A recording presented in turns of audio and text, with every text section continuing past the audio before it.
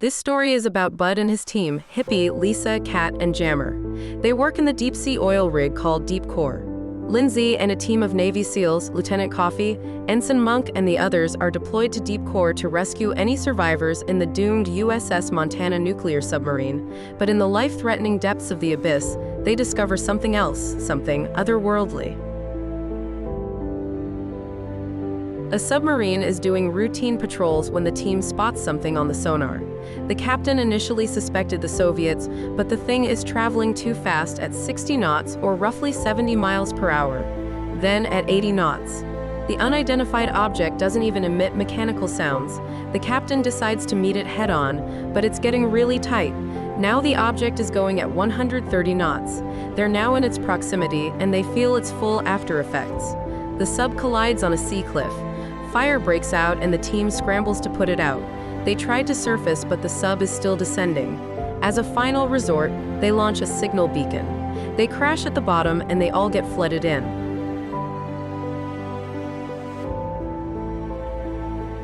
Navy choppers land on the Explorer carrying a team of soldiers and Lindsey. They're overseeing construction of what appears to be a deep-sea oil rig, Deep Core. Bud, the man in charge, receives a call from topside. They were tasked to do a rescue operation on the crashed nuclear submarine not too far from them for a substantial bonus. Bud, concerned about the safety of his people, said that if things get dicey, he'll pull the plug. They begin their journey towards the sublocation, slowly but surely. A superstorm is on the way. Lindsey got on the call with Bud and berated him for selling out when she designed the submersible oil rig.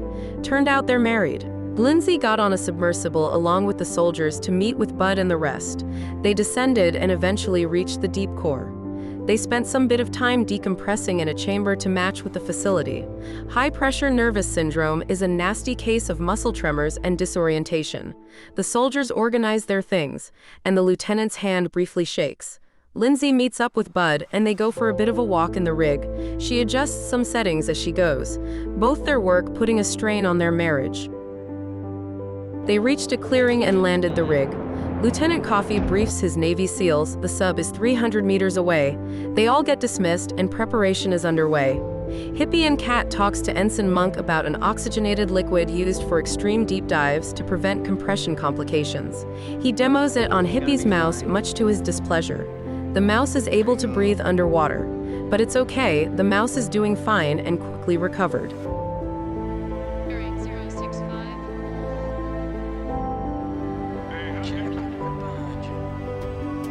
The submarine is lying dead on the seabed. The submersible team is exploring it and taking photos. They soon reach the midship hatch, and the SEALs deploy. The SEALs get to work getting the hatch to open while the rest continue to explore. Lindsey comes across the missile hatches, and Lieutenant Coffee explains there are 192 warheads on board, each warhead around 5 times stronger than the Hiroshima bomb. The hatch is finally opened, and the SEALs and Bud's team continued on foot. They go inside the claustrophobic submarine, but no signs of life yet. They soon come across a hatch. They open it, but everyone on deck is now floating lifeless. Bud reached the missile compartment, but Jammer is starting to panic, so Bud hands him the rope as he continues on. Bud navigated the tight corners of the sub. Jammer's flashlight flickers out, and he pulls the rope to get Bud's attention, but it got cut off. He's starting to hyperventilate in his suit. He's looking around when suddenly the hallway illuminates eerily. From his visor reflection, an unknown life form swims. Jammer panics and tries to flee but knocks himself out. Bud returns and they save him. Meanwhile outside, Lindsey's lights go off and a speedy, shiny life form swims by her then speeds off shortly. Back in the rig, Jammer is still unconscious. Lindsey was telling Bud that she saw something but couldn't take a photo of it. Lieutenant Coffee is reporting back to command about the unknown objects, still suspecting them to be Soviet of origin. They're now moving to Phase 2, which is to arm a warhead and await instructions. In the news, tensions are rising among the US and Russians near Cuba. Coffee went on a dive, taking the flatbed submersible with them. Bud tried to stop them, saying they needed the big arm to uncouple the umbilical cable from the Explorer ship topside before the storm hits. The SEALs are underway in recovering the warheads. Coffee's hand twitching is getting worse. They eventually finished and got back in the rig with a pissed-off Bud prepping it for another run. The situation at the Explorer is far from pleasant, with the storm rocking them hard. Lisa is having trouble disconnecting the cable, and it's starting to drag the whole rig. Bud tried to get in contact with Explorer, but Topside is having some massive troubles of their own as well. They lost the crane, and it's hurtling its way down to the rig. The whole place is set on high alert and braced for the impact. Lisa got out of the way. Everyone is in suspense, waiting for the crane to crash. It missed hitting the rig, so everyone breathed a sigh of relief. But then the crane started falling off the edge of the sea cliff. The falling crane started to drag the whole rig along with it. The whole crew is in damage control, trying to contain fires. People and things are getting banged about. Deep core looks to be falling apart in a tremendous way. Hippie tried to close the door, but a submersible tried to crush him. He narrowly escapes with his mouse. The submersible then fell over a crew member. The rig reached the cliff edge and teeters dangerously close to falling.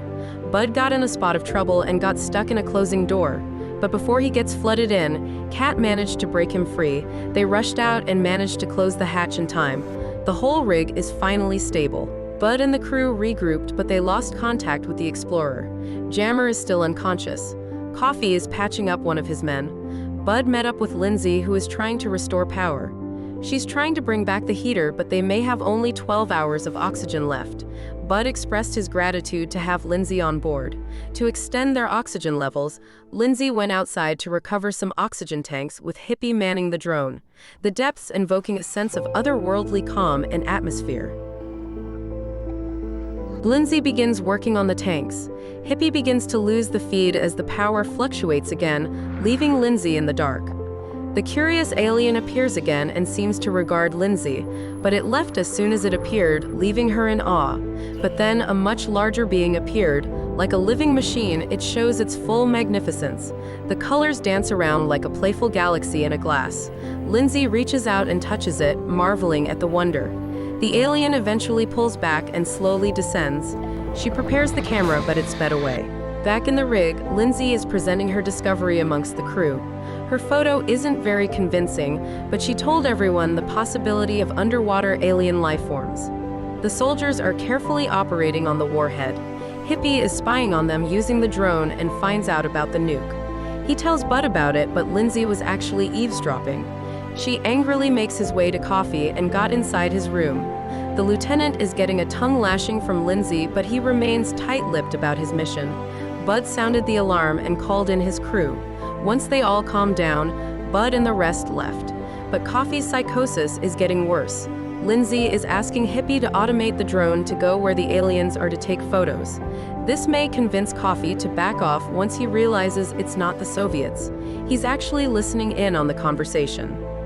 The sonar starts showing weird pings, and something appears to make its way up the rig. Hippie packs up for the night, but as soon as he closes the door, a watery figure rises up and looks around. It starts to make its way through the rig, eventually making its way to the crew quarters. Lindsey wakes up surprised, and so did the rest of the crew. The creature looks like a liquid serpent and begins to mimic the faces of the crew. Lindsey had a taste and says that it's seawater. The creature draws back, but everyone tries to follow it. The creature found its way into where the nuke warhead is. The lieutenant runs into it and had the shock of his life. He immediately closed the door, which cut the creature in two. It menacingly hissed at Coffee before retreating back into the ocean. Everyone is having a briefing where Lindsey is theorizing about the creature. She thinks that the aliens can control water on a molecular level. Bud thinks that their whole technology is based on water control. Hippie thinks the water creature is like the aliens' drone, scoping them out. Meanwhile, Coffee is slowly losing it. He went back to their quarters and started packing heat. He convinces his men that it's up to them to stop the threat, since they're cut off from command. They load the warhead on the drone, but Hippie found out about it. He tried to sneak away, but Coffee was behind him. The SEALs then took the crew hostage, but Ensign Monk was against it. They nonetheless locked the crew in. Lindsey is still trying to convince the soldier not to go ahead with it. Suddenly, the door opened and Jammer stepped in. They tried to chase Coffee, but he locked the door. Bud and Kat had to swim without equipment all the way to the other side of the rig to open the door. They both traversed the frigid waters. They open the hatch and go inside. This one is locked too, so Bud had to go swim farther still. He tells Kat to return with the others. He reached the moon pool and quietly advances while Coffee is sitting around playing with the chain. Bud took a steel pipe and slowly walks towards Coffee. He reaches out for the gun, but Coffee turned around. Coffee aims at Bud, pulls the trigger, but the gun was empty. As it turns out, Monk was the one who emptied it. Coffee and Bud started fighting. Coffee got Bud in a chokehold, but Cat managed to save him. Coffee scrambled into the sub and starts to descend. Bud quickly puts on his gear and dives in to try and chase after the flatbed. He moved as swiftly as he could underwater. He reaches it, but he can't untie the warhead from the drone. He decides to tie it up with a rope just before Coffee releases it. He then swims back to deep core and tie the rope on a bar. The drone can't swim away, so Coffee uses the sub to try to crash into Bud, but he missed, damaging his sub instead. With a crazed look in his eyes, he corners Bud and tries again, but this time Lindsey crashes into him and saves Bud. Coffee's sub got immobilized for now. Bud rejoins Lindsey in her sub. The drone breaks free from the rope, but Bud and Lindsey catches it on time. Coffee crashes into them again and they lose the drone. It's going to where the aliens are. They both drive away, but Coffee is hot on their tail. The lieutenant catches up and starts bumping on their sub. Lindsey is having a hard time losing Coffee, but she got an idea. She hits a rock, which forced an erosion. Coffee went through it and lost the two. Lindsey T-boned Coffee and drove him over the edge of the cliff. With moment of pure clarity, Coffee realizes the dangerous position he's in. As he falls, Coffee desperately tries to gain control, but the buildup of pressure is too much for the sub and it implodes. With their submersible flooding in, Lindsey tries to get in contact with deep core.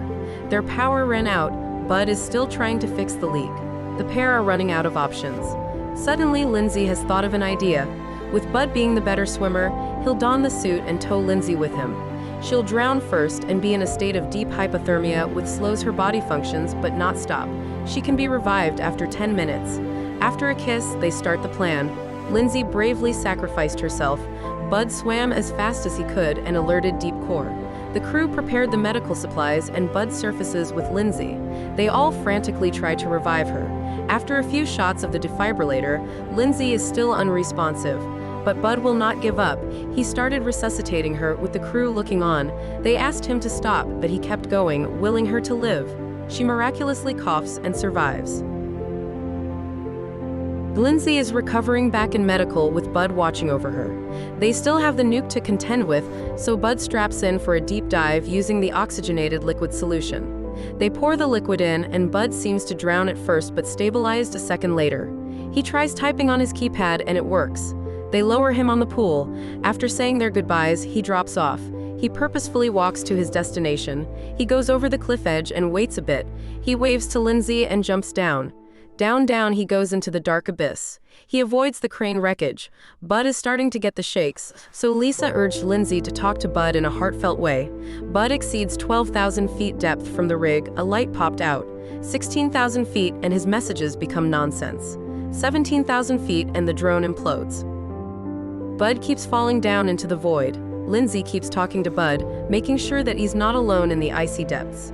Bud got too close to the cliff face and smashed himself, tumbling further down.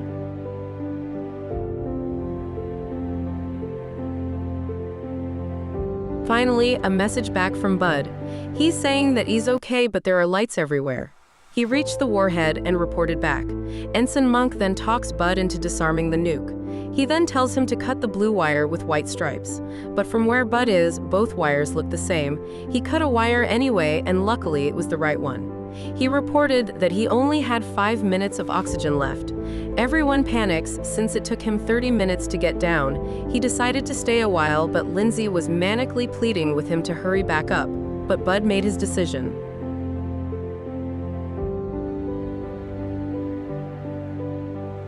While Bud is lying down hopeless, he was approached by one of the aliens. The alien looked like an aquatic angel.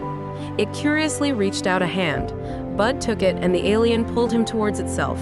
The alien led him into an underwater megastructure. It looked like a sprawling city of light. Bud is figuratively speechless. He was led further in and Bud is just mindlessly taking it all in. He was gently dropped in a room. The water parts away magically and Bud slowly removed his helmet. As he was recovering, a group of aliens show up, so Bud says hi. They all look at him with curious eyes. They play his previous messages to Lindsey as a sign of peace, and Bud graciously accepts. Back on the Explorer, the captain is attempting to contact Deep Core and managed to get through. As they were exploring the logistics of the rescue, the screen comes alive and Bud is messaging back. He tells everyone to get ready. The whole Deep Core rig shakes. The alien structure is rising to the surface. On the Explorer, everyone watches the phenomenal sight. The structure is celestial in size and picked up the ships. The Deep Core was carried along for the ride. The crew got outside and was taking in the sights. Lindsey was wondering why they didn't die of decompression, with Hippie suspecting the aliens did something to them. Bud stepped out from a distance and walked out to meet Lindsey.